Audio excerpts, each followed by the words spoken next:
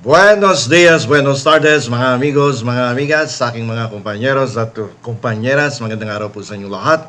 Ako po ang inyong lingkod, si Attorney Rene Bueno. Ngayon po ay pag-usapan naman natin yung nangyari kahapon na kaguluhan na naman dyan sa loob ng Senado. Ito po ay isa sa pinakamainit na issue ngayon, no? Since yesterday. Dahil naging tensyonado ang pagpapatupad ng arrest warrant, no, laban dito sa isa sa miyembro ng ating Senado, walang iba kundi si Senator Jinggoy Estrada. Ngayon na medyo nagkaroon ng konting delay regarding the enforcement of this warrant of arrest because of the Senate President is always invoking the independence of the Senate and sinasabi niya na may separation of powers.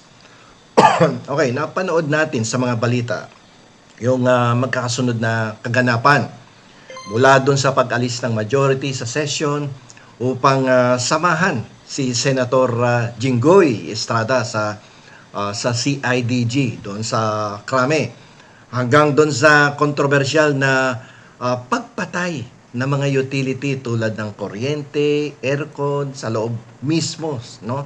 Sa loob mismo ng gusali ng Senado.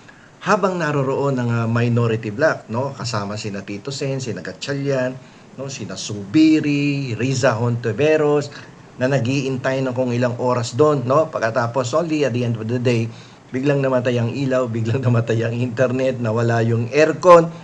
Ako, medyo sinasabotahe, mukhang sinasabotahe. Allegedly sa mga other news reports and mga comments ng mga social media accounts, nasasabotahe daw allegedly. Dahil dito marami ang nagtatanong, ano ba talaga ang ibig sabihin ng Senate independence at immunity? At sa kasalukuyan takbo ng politika, tila nagkakaroon ng bagong kahulugan ng political immunity. Dati, ang immunity po ay protection para malayang makapagsalita ang senador para sa taong bayan. Okay? So, pero ngayon, nagmumukha na itong institutional sanctuary o tila ba nagiging eksklusibong komunidad kung saan ang mga may warrant of arrest ay pansamantalang nakakahanap ng masisilungan tuwing panahon ng tag-ulan. Okay? Una, sa issue po ng International Criminal Court, no, na kung saan nag-issue ito ng warrant laban kay Bato de la Rosa at ngayon naman sa issue ng plunder. It's a local case na naglabas ng Sandigan Bayan ng warrant of arrest laban sa isang senador na si Jinggoy Estrada. Tanungin po natin ang mga sarili natin bilang mga mapanuring mamamayan. Ang Senado ba ay kuta ng batas? O kuta ba ang Senado laban sa pagpapatupad ng ating batas? In particular, the 1987 Constitution. Okay? So, para mas maliwanag sa ating mga mamamayan, sa mga taga-subaybay ko dito sa YouTube channel, no, na hindi nakapanood at hindi na-update about this situation in the Senate, no, at sa ating pamahalaan. Balikan po natin ang mga pangyayari na bukas sa publiko. Okay? Noong takdang oras na po ng sesyon, no, kahapon, alas 5 ng hapon, ang Senate President at ang majority bloc ay hindi po sumipot sa session hall. Ayan, at lahat ng telebisyon, lahat ng radyo nakatutok dahil kung ilang oras na, wala yung majority doon sa loob ng session hall. So sa halip, pinili nilang mag-escort o sumama sa kanilang kasamahan patungo sa CIDG, sa mga otoridad. So, kasunod nito, nagdilim at uminit ang Senado. Bakit? Kasi pinatay ang mga pasilidad, no? Sabi kasi ng pamunuan sa kanilang mga pahayag, ito ay isang uri ng quiet protest. Quiet protest o pagpapakita ng paninindigan para sa institusyon, para sa Senado. Grabing quiet protesto no? May nagtatrabaho doon sa loob ng session hall, pinatayan mo ng aircon, pinatayan mo ng ilaw, tinanggal mo pa yung internet. no? Mga kasamahan mo sa Senado na nagtatrabaho, kayo nag-walk out or nag-absent or nag-abandon ng duties, kayo tong nag-utos pa ng magpatay, no? Allegedly, ng ilaw. Okay? Alam nyo, matindi tong konsepto ng quiet protest. Bilang mga mambabatas, ang pangunahing armas nyo ay, siyempre, anong pangunahing armas ng mga mambabatas? Boses at debate.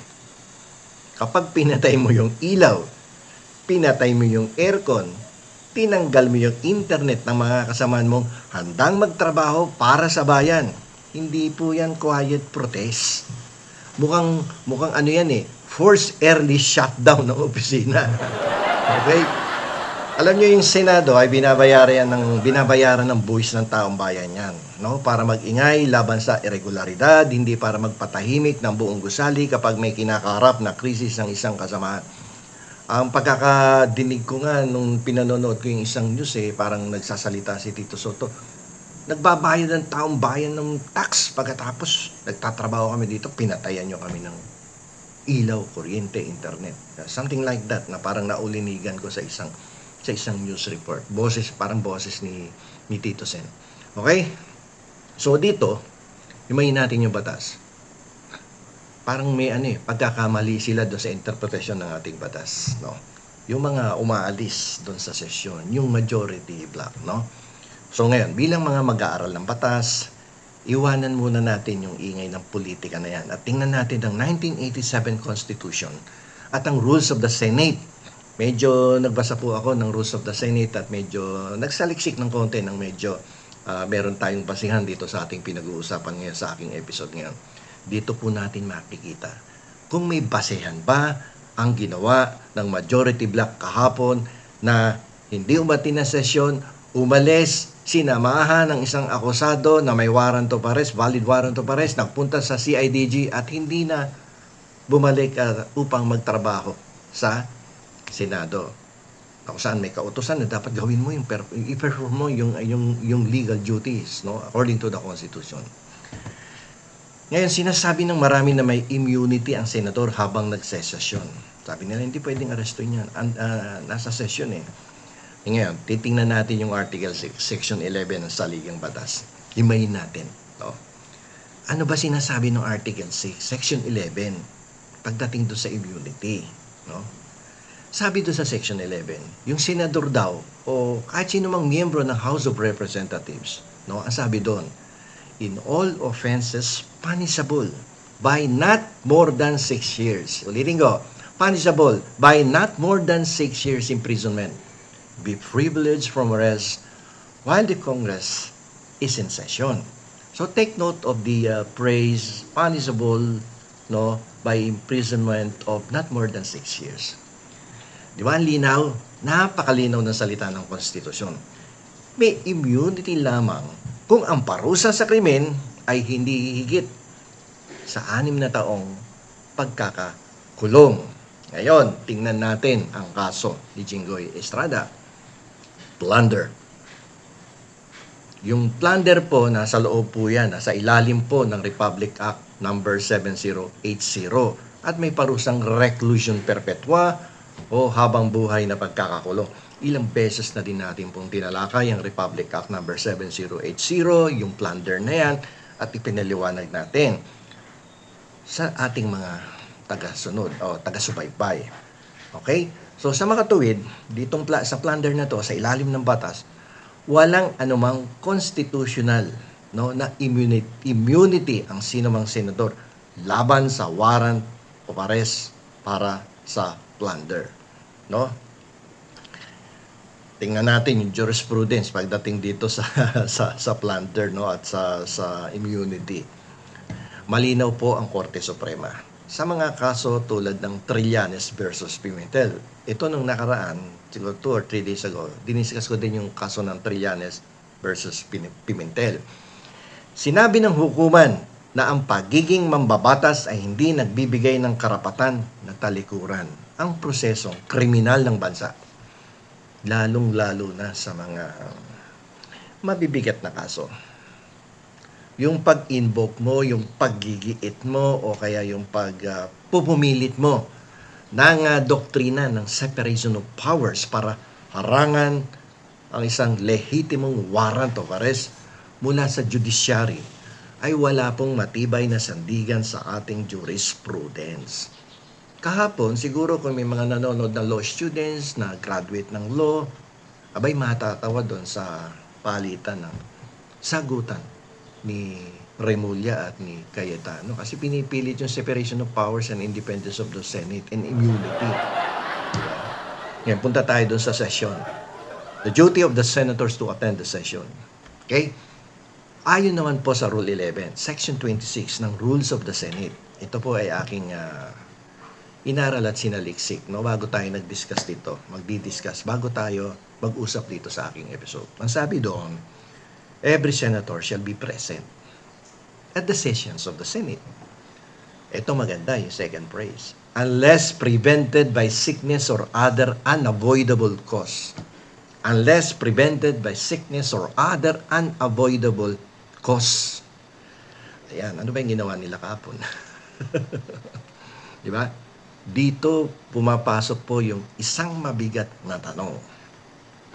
Ito, yung pag-escort po ba sa isang kasamahan na senador ay maituturing po na unavoidable cause? O sa Tagalog, hindi maiiwasang dahilan para iwanan ang sesyon? Sa pananaw po ng marami, ito po ay isang political na pagpili, hindi isang legal na obligasyon. Ano ba mas importante? Yung obligation mo na ipinag-uutos na saligang batas o samahan ng isang kasamahan sa Senado na mayroong valid warrant of arrest at doon ka na lang. Samahan mo na lang. Mas maganda, samahan mo na sa kulungan. Dahil ngayon sa kawalan ng majority, walang quorum. Sa ilalim ng Article 6, Section 16, Paragraph 2 ng Constitution, kung walang quorum, ang mga natirang mambabatas ay may kapangyarihan. Ito ay maganda. Yung mga mambabatas na nandoon sa Senado ay may kapangyarihan po na i-compel yung attendance ng absent members. No? In such manner and under such penalties as such house may provide. So pwede nilang i-compel and then call the attention of the sergeant at arms, no, para ipatawag yung mga nag-a-absent ng walang kadahilan-dahilan para hindi umattend ng sesyon. So, ibig sabihin, sa ilalim ng batas, sa mga natirang senador ay may legal na karapatang utusan ng sergeant at arms na pabalikin ang mga lumiban, ang mga umabsent sa Senado. Pero paano magagawa yan kung yung mismong pasilidad ng Senado ay pinalubog sa dilim? Paano gagawin yan kung yung mismong sergeant at arms ay kasamahan ng Senate President? Ano mangyayari ngayon? Alam niyo po kung susuriin po nating mabuti ang mga naging aksyon at desisyon ng majority bloc ng walang kinikilingang partido. Tanungin natin yung ating mga sarili. Ano-ano yung mga posibleng legal na implikasyon at pananagutan na maaari nilang harapin kung may maghahain, no? Kung may magsasampa ng kaukulang reklamo. Medyo mabigat to, no? Yung kanilang mga legal na obligasyon at legal consequences if ever that they will fail to perform their legal obligations as mandated by the 1987 Constitution. Alam nyo, pwede silang patawan ng censure, pwede silang isuspinde, and worst case scenario, pwede silang matanggal bilang mga mambabatas. Ito kung gugustuhin at boboto yung 2/3, no, na members ng buong Senado. Pwede silang ipatanggal kasi hindi lang to violation ng parliamentary rules. Violation na din kasi ito ng ating saligang batas. So kung may mapapatunayang may sadyang pagkakaantala o pagpigil sa pagpapatupad ng lehitimong warrant of arrest laban nga dito kay Jinggoy Estrada, pwedeng maging mitya yan ng reklamong obstruction of justice, no? Alam nyo yung pagpatay ng kuryente, pagpatay ng aircon at internet sa isang public place, sa isang public building, no? Habang nandiyan dyan ang mga mambabatas na willing, no, na i-perform ang kanilang mga katungkulan ayon sa batas, pwede pong bumaksak yan na violation ng Republic Act number 3019, na tinatawag nating Anti-Graft and Corrupt Practices Act. Yung paggamit po ng kapangyarihan upang i-shutdown ng mga pasilidad ng gobyerno para sa political na layunin ay maaaring suriin sa ilalim ng probisyon ng causing undue injury to any party, including the government. Ayan, nasa RA 3019, kung di ako nagkakamali, sa Section 3 ng nasabing batas. Okay? So, mga amigos, mga amigas, sa aking mga kompanyeros at sa aking mga kompanyeras, habang tinatapos po natin ang talakayang ito, may isang mahalagang pagninilay na dapat nating iuwi. Alam niyo po, yung tunay na diwa ng demokrasya ay nakasalalay sa prinsipyo na walang sinuman, no? Walang sinuman ang mas mataas sa batas. No one is above the law. Maging ikaw ay ordinaryong mamamayan o isang makapangyarihang senador, mananagot ka sa batas. Because no one is above the law. Alam niyo, nung first year college ako, meron kami, isa sa mga una naming natutunan na doktrina or legal principle, yung sinasabing jura lex sed lex. Yan ang unang isa sa mga unang natututunan na prinsipyo sa law school during your first year. Okay? Jura lex sed lex. Ano po ang ibig sabihin nito? Mabaksik ang batas. Ngunit ito ang batas. Ang hamon sa ating bansa ay huwag nating hayaan na ang batas ay maging mabaksik lamang sa mga may hirap na walang pangpiyansa.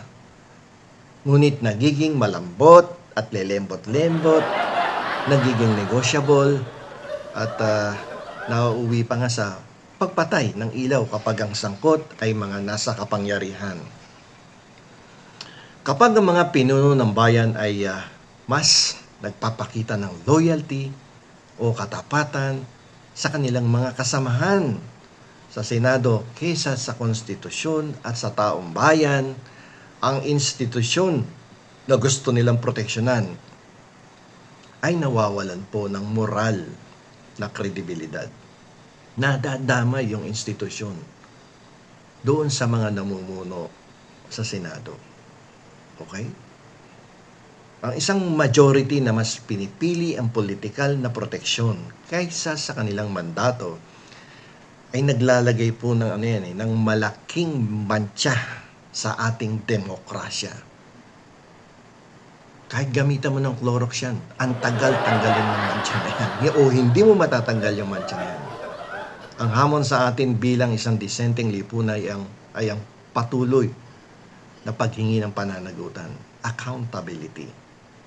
Dahil ang tunay na kapangyarihan ay wala sa mga kamay ng mga mambabatas, wala sa mga senador, sa mga kongresista, no? Ang kapangyarihan.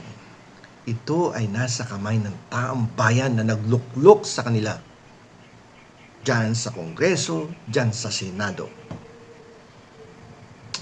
So hanggang dito na lamang po, at marami pong salamat sa inyong lahat sa patuloy na inyong pagtangkilik dito sa aking YouTube channel, at sana po bago ninyo pindutin ang off, mag-like, mag-share, mag-comment, at most importantly, mag-subscribe po kayo dito sa aking YouTube channel. Hanggang sa susunod na episode, ito pong muli ang inyong lingkod, Attorney Rene Bueno.